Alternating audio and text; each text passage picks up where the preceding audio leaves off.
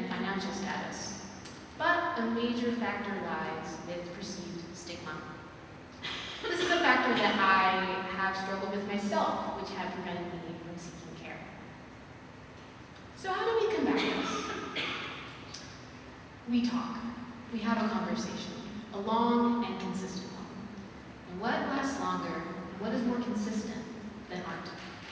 The core of this thesis is providing others new ways to discover, explain, and support the intangible struggles of mental health through art-based methods.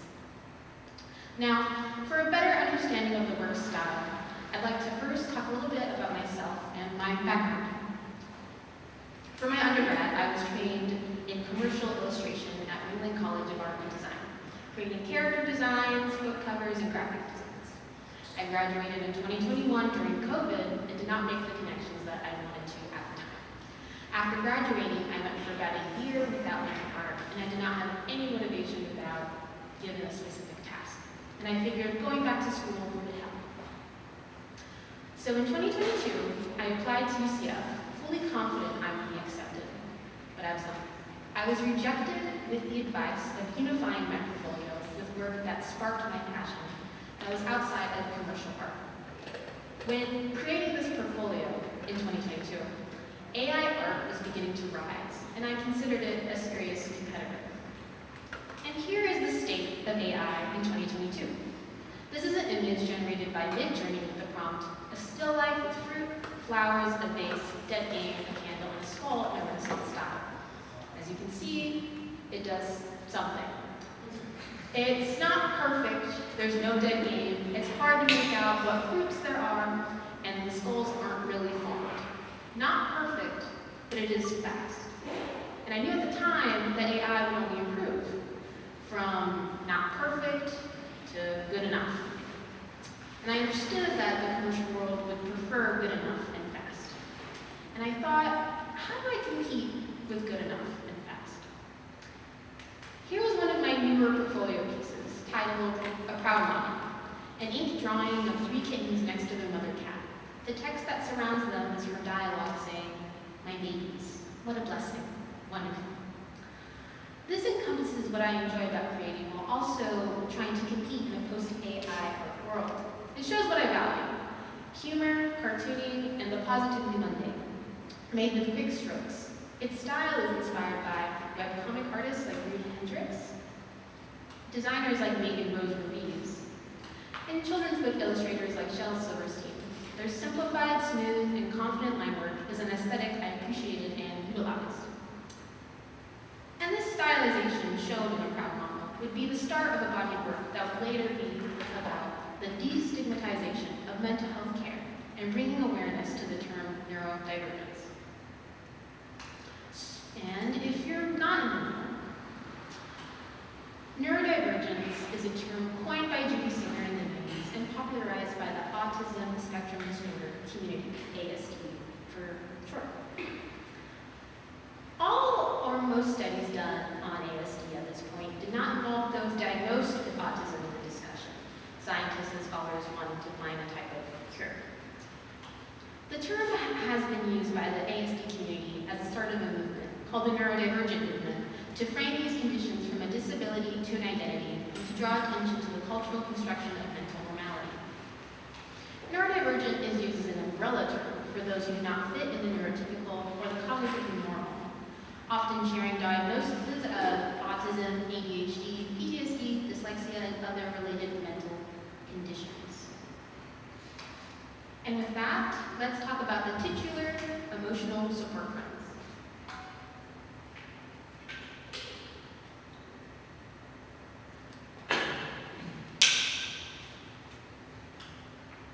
One of my first projects as an MFA program began with these automotive acrylic paint drawings made on 18 by 24 sheets and pinned to the wall. These paper sketches would later become reference for the first two-dimensional iteration of the Emotional Support Friends series. These friends were made with acrylic paint markers on 6x6 wood panels. The panels capture moments of acknowledgement, comfort, solitude, and friendship. Each character smiles and most wave to acknowledge the viewer. Their formal-shaped language always leans towards rounded, soft-living forms, which is even present in the rounded corners of the squared panels that carry them. This is to create work that eases tension for the viewer. Most of the central theming of this imagery portrays some coping mechanisms used by those who struggle with anxiety and depression, such as emotional support animals, relationships, and isolation. The designs are made to be open and uses a cartooning principle of amplification through simplification. The more simplified the features of a character are, the easier it is for others to impose their identity to it. This stylistic choice aligns with the work's goal of universal outreach. Other artists with similar universal goals are Keith Haring and Hel Ortiz, also known as LA2, and Sam Cox, who all use this linear style to convey narratives of love and life. A quote from Keith Haring: "The public needs art, and it is the responsibility of a self-fulfilling artist to realize the public needs art, and not to make bourgeoisie art for a few and ignore the masses. Art is for everybody." Keith Haring was particularly inspired by the philosophies of Robert Henry, who challenged the art for art's sake ideology of the 19th century and carried forward with a philosophy of an art for life's sake, suggesting art should incorporate a more truthful depiction of everyday urban lives versus the idealized works of the time. I would utilize this philosophy in my work, talking about the not-so-idealized struggles of anxiety and depression through situational narratives. Stepping away from singular character drawings, I would make work like The Sound That Surrounds, I'm Still Here For You, and They're All Having Fun Without Me. These works employ a rhythmic flow of line, much like the work of Sam Cox, where characters flow into each other. Looking at them, these narratives all carry different instances of isolation. The Sound That Surrounds is an isolation out of necessity. They're all having fun without me is feeling socially isolated, and I'm Still Here For You is feeling emotionally isolated even when you're not physically. This narrative of isolation is quite relevant to the experience of anxiety and depression, and displaying this work acts as a means of connection, saying, you are not alone, you are seen, we are your friends, let's have a laugh. Humor, let's talk about it. Polite humor, to be exact. General humor in comic theory lies within three categories: superiority theory, incongruity theory, relief theory. So what is polite humor? How does that fit in? This is not polite humor. When discussing humor in contemporary art, for the past 50 years, it has dealt greatly within the comedy realm of satire, self-effacing humor, and wordplay, all requiring something to be made fun of, needing a butt of the joke. As shown in these pieces from Keith Haring, on the left, his character of Andy Mouse, and on the right, titled Self-Portrait with Juan, these images fall within the humor of crude incongruity. My art practice is one that uses this concept of humor, but diverges from the typical usage of satirical political humor. The work instead encompasses polite humor. It does this by completely removing a target but a joke aspect and replaces it with appreciation of its subject matter through exaggeration. Though I make the effort to create work that is universal as possible, moving forward I would want to explore more personal experiences specific to myself. And through this exploration, the imagery begins to be more formally complicated, introducing color, values, and form, creating works with acrylic paint and oil pastels. And I begin to use digital painting tools as my primary medium during this time, creating works such as Nighttime Thoughts, a piece I made the day after a night of restless sleep. Negative thoughts spiraling out of me, and the only thing that grounded me back to reality was my cat's soul, coming to sit on my chest. Here, I would like to mention the surrealist work of Dorothea Taney. I relate to what she writes.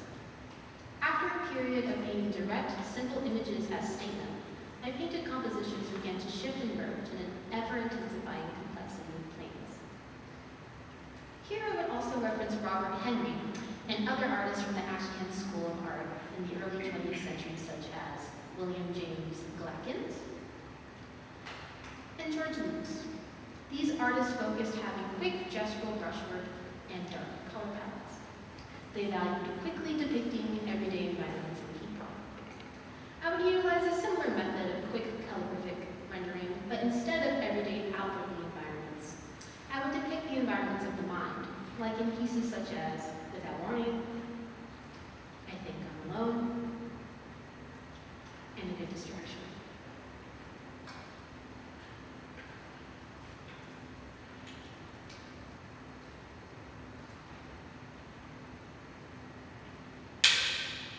Thinking about why I gravitate towards these darker palettes, I can't help but remember the local interdisciplinary artist, Dan Ellis.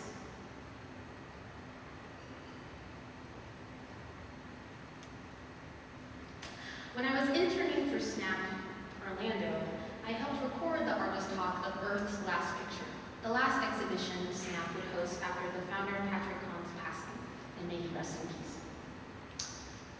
In this artist talk, a question was asked about Keith's dark palette, to which he responded that he finds a comfort in the darkness, and it's not meant for brooding, but instead to soothe.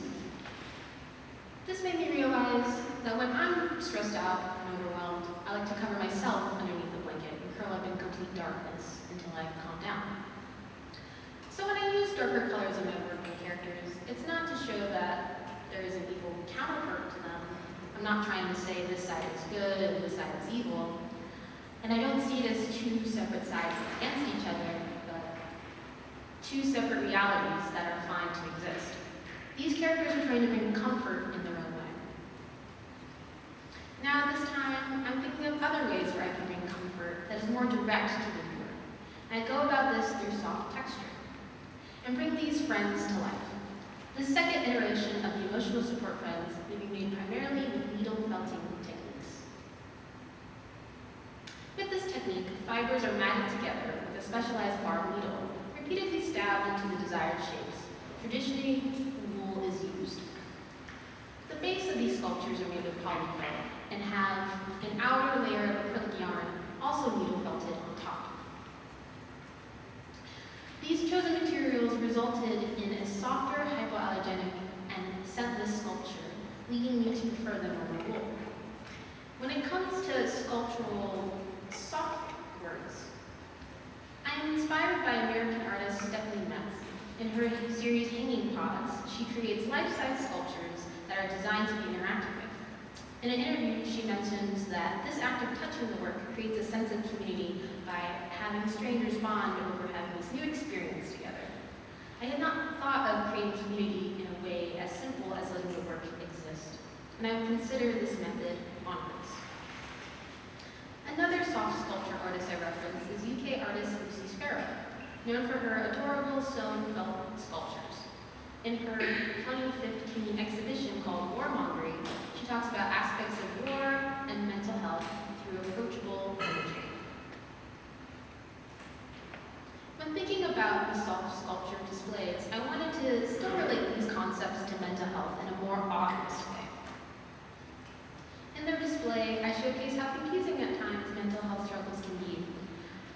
They have labels that say the traditional "please do not touch," also "never touch this," and "maybe touch tomorrow."